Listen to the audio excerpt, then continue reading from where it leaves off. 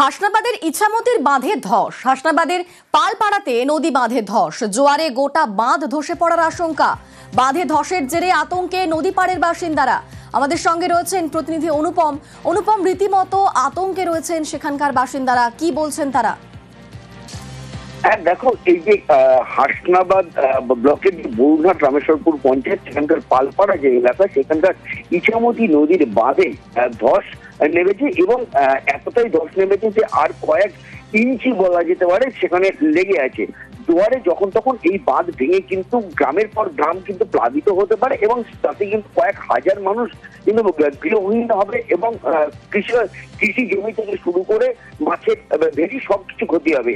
এলাকার মানুষ পঞ্চায়েতের তরফ থেকে বিডিও অফিস সব জায়গায় জানিয়েছে। পঞ্চায়েতের তরফ থেকে যেটা জানানো হয়েছে যে ইরিগেশন দপ্তরকে ইতিমধ্যেই জানানো হয়েছে। ইরিগেশন দপ্তর সেখানে এসে পরিদর্শনে করেও গেছে। যেহেতু বৃষ্টি হচ্ছিল সেই জন্য সেখানকার কাজ করা সম্ভব হয়নি। যেহেতু এখন বৃষ্টিটা কমেছে, অবিলম্বে এই বাঁধ মেরামতির কাজ শুরু হবে। বেশ, ধন্যবাদ। আমাদের এখানে নদীর ধারে বাস করতে হয় ছেলেপেলে নিয়ে, আর এখানে প্রত্যেক বছর এরকমই ভাঙে। এরা না ঠিক করতে পারলে আমরা ছেলেপেলে নিয়ে খুব সমস্যার মধ্যে থাকে। জল ঢুকে গেলে আমাদের ঘর বাড়িতে নিয়ে ছেলেপেলে নিয়ে খুব অসুবিধার মধ্যে থাকতে হয়। ও তাড়াতাড়ি পারে এইটা ঠিক করে দিতে।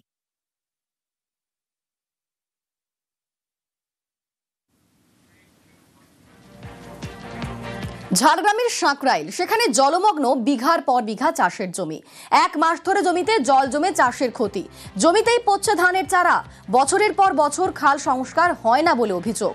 প্রতি বছরই চাষের লোকসান বলে অভিযোগ কৃষকদের। নিকাশি খালের সংস্কারের দাবি কৃষকদের। কি অসুবিধা হয়? এটা অসুবিধা বলতে কি, চাষবাস নাগল টাগল করা হয়, ধান তলা ফেলানো হয়, ধান হয় না, ডুবে থাকে, পানি বের হয়। এখন কি চাষের জমিগুলো সব জলের তলায়? সব এখন চাষের জমি সব জলের তলায় চলে গেছে। প্রায় কত বিঘার মতো ক্ষতি হয়েছে? প্রায় এখানে কত 800 বিঘা মতো জায়গা।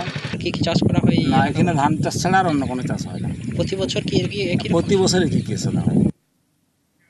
শিলাবতী ঝুমি জলস্তর কমায় কিছুটা স্বস্তি ঘাটালে। নদীর জলস্তর কমলেও এখনো পর্যন্ত জলমগ্ন হয়ে রয়েছে বিস্তীর্ণ এলাকা। জলমগ্ন ঘাটালে 13টি ওয়ার্ড, 6টি গ্রাম পঞ্চায়েত। জল থই থই স্কুল, ICDS প্রাথমিক স্বাস্থ্য কেন্দ্র। রাজ্য সড়ক পারাপারে নৌকায় ভরসা। পুরসভার তরফে খোলা হয়েছে মেডিকেল ক্যাম্প। ঘাটালের অজবনগরে গতকাল জলে তলিয়ে মৃত্যু প্রৌঢ়র। আজ সকালে দেহ উদ্ধার করা হয় সেই প্রৌঢ়র।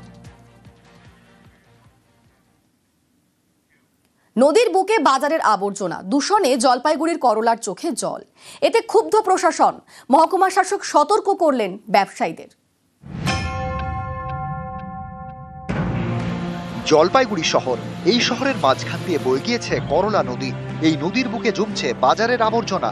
করলা নদীর পাড়ের দিন বাজার। অভিযোগ, প্রতিদিন নদীর বুকে পাড়ে ফেলা হয় বাজারের আবর্জনা। চারিদিকে ছড়ানো প্লাস্টিক, থার্মোকল। দূষিত হচ্ছে নদী।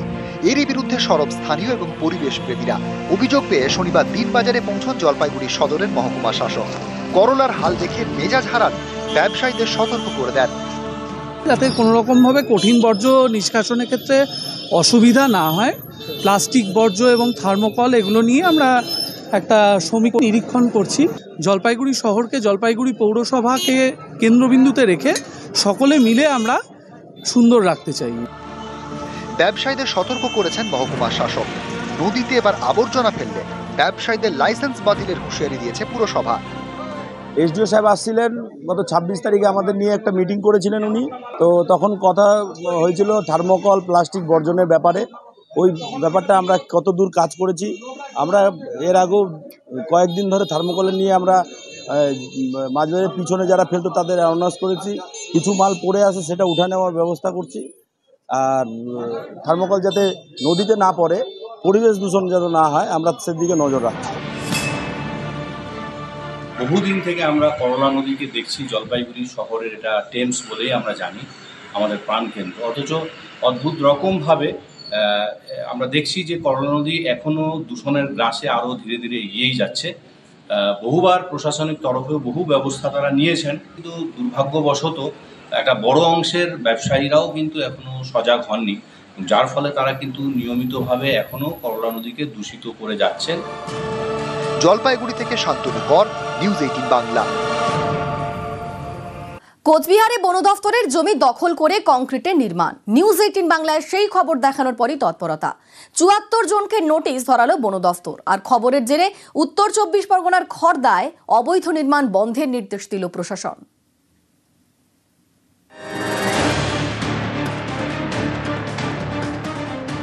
কোচবিহারের তুফানগঞ্জের নাগুরহাট বনাঞ্চল, এখানে বন দফতরের জমি দখল করে কংক্রিটের নির্মাণ, তৈরি হচ্ছে দোকান। সম্প্রতি এই খবর দেখায় নিউজ 18 বাংলা। এরপরেই তৎপরতা। ৭৪ জন দোকানদারকে নোটিশ ধরিয়েছে বন দফতর। ৭ দিনের মধ্যে জমির নথি নিয়ে দেখা করতে নির্দেশ দেওয়া হয়েছে। তা না করলে বন সুরক্ষা আইনে পদক্ষেপের হুঁশিয়ারি। আমরা এক্ষেত্রে জানতাম যে পিডব্লিউর জায়গা, এবং হঠাৎ করে দেখি বন দপ্তর আমাদের নোটিশ ধরে দিল। এবার কী কারণে দিল, কী নিয়ে, এটা আমরা খুব চিন্তায় আছি। এই বাজারে মোটামুটি ১০০টার মতো এরকম দোকান আছে আমাদের, সব দিনমজুর করে খাওয়া, কোনো জায়গা জমি এদের কিচ্ছু নাই। ১০০ জনের মতো লোক হবে, সবাইকে নোটিশ ধরে দিয়েছে। এটা নাগরহাট বনাঞ্চল। এই বনাঞ্চলের বাইরে রয়েছে বসতি, রয়েছে বাজার। দিনে দিনে দোকানের সংখ্যা বাড়ছে। অভিযোগ, এই সুযোগেই বন দফতরের জমি দখল হয়ে যাচ্ছে। তৈরি হচ্ছে স্থায়ী কাঠামো, কেউ করছেন দোকান, কেউ করছেন হোটেল। এরই বিরুদ্ধে সরব স্থানীয়রা। তাদের অভিযোগ, এই দোকান তৈরির জন্য মোটা টাকা কমিশন নিয়েছে বাজার পরিচালন সমিতি। তারা মানতে নারাজ। এই খবর দেখানোর পর তৎপর বন দফতর। দোকানদারদের ধরানো হয়েছে নোটিশ।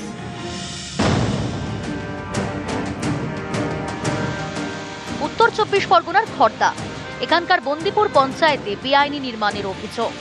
এও অভিযোগ, নিয়ম ভেঙে ৩তলা বিল্ডিং তৈরির প্ল্যান পাসের অনুমতি দিয়েছেন পঞ্চায়েত প্রধান। সম্প্রতি এই খবর দেখায় নিউজ 18 বাংলা।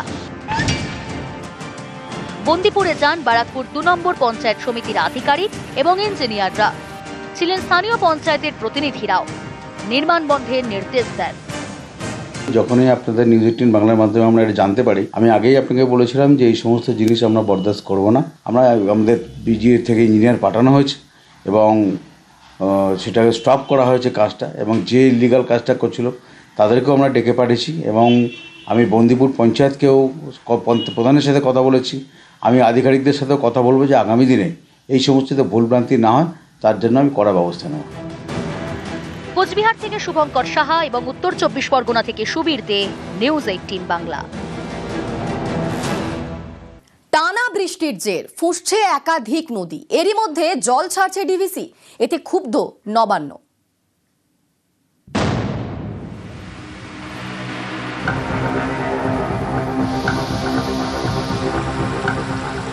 গত কয়েকদিন ধরে টানা বৃষ্টি। এই বৃষ্টিতে দক্ষিণবঙ্গের চরম ভোগান্তি।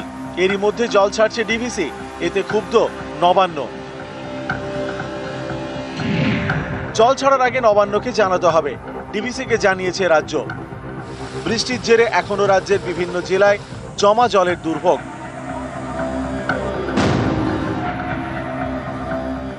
পশ্চিম মেদিনীপুরের ঘাটাল, পুরো এলাকার বিভিন্ন ওয়ার্ডের রাস্তায় জল, চাষের জমিতেও জমা জল।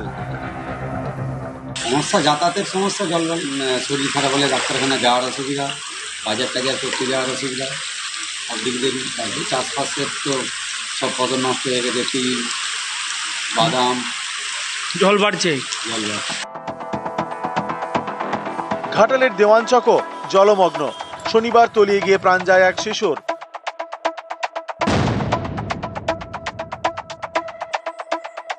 পশ্চিম মেদিনীপুরের ডেবরা, গত কয়েকদিন এখানে ফুঁসছিল কাঁসাই। শনিবার থেকে কাঁসাই নদীর জল কমতে শুরু করেছে।